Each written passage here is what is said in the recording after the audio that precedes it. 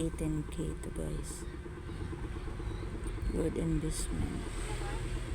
Kaya kung kayo mag-invest, nandito na lang sa alam natin na balang araw mapakinabangan natin guys. May tatak to guys, kaya lang hindi ko siya makikita nandito sa loob guys.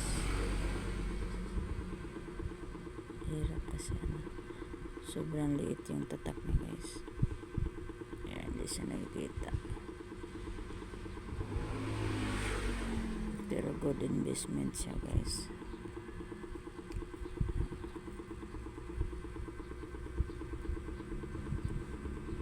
Yes, maganda.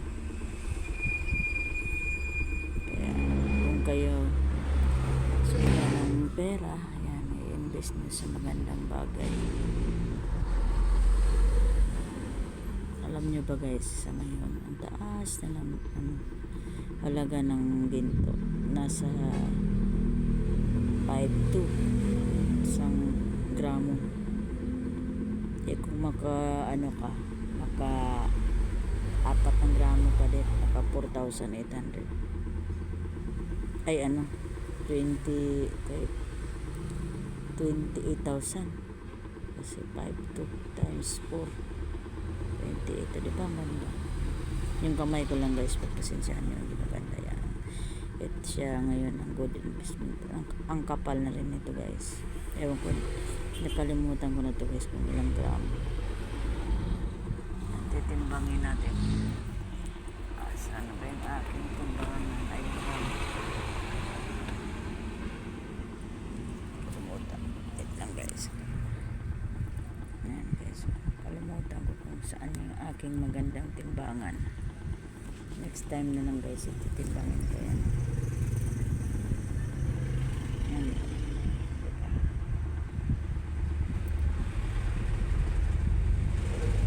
Wait lang guys. Kunin ko lang yung aking timbangan yan. Tingnan mo na niyo yung aking magandang pot.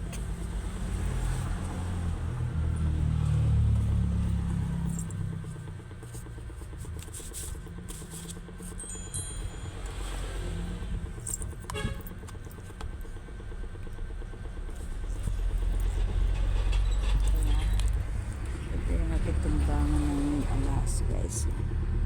So titimbangin natin siya ngayon. Ano lang pala to guys, oh. Kita nyo guys, 2.3 grams.